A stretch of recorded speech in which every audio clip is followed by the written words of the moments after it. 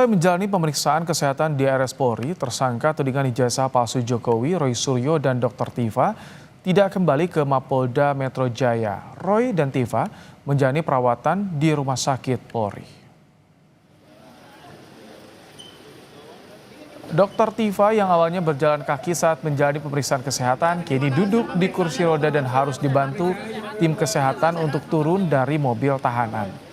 Tak berselang lama, Roy juga masuk gedung rawat inap RS Polri.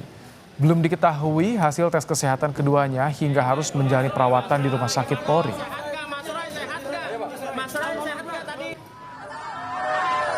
Menanggapi penangkapan Roy Suryo dan Dr. Tifa, Presiden ke-7 Jokowi yang juga pelapor kasus ijazah mengatakan ia tetap mengikuti proses hukum yang berjalan. Mengenai keberadaan ijazah aslinya, Jokowi bilang masih dipegang penyidik Polda Metro Jaya sebagai barang bukti.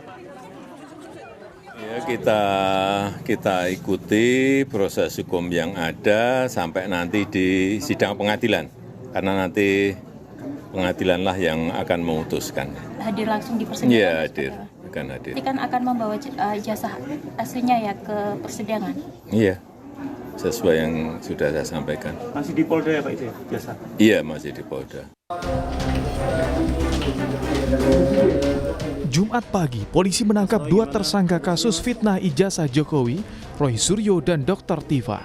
Usai dilakukan penangkapan di kediaman masing-masing, baik Roy Suryo dan Dr. Tifa dibawa ke ruang penyidikan Polda Metro Jaya. Direskrimum Polda Metro Jaya menjelaskan penangkapan Roy Suryo dan Dr. Tifa merupakan tindak lanjut proses pelimpahan tahap 2 perkara ijazah palsu ke Kejaksaan Tinggi DKI usai berkasnya dinyatakan sudah lengkap atau P21.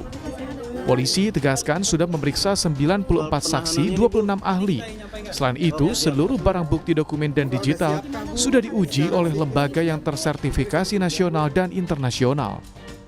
Dari penyidik Ditreskrimum Polda Metro Jaya telah melakukan pengamanan terhadap para tersangka, yaitu Saudara RS dan Saudari TF, sebagai bagian dari rangkaian proses untuk melaksanakan penyerahan atau pelimpahan tersangka dan barang bukti.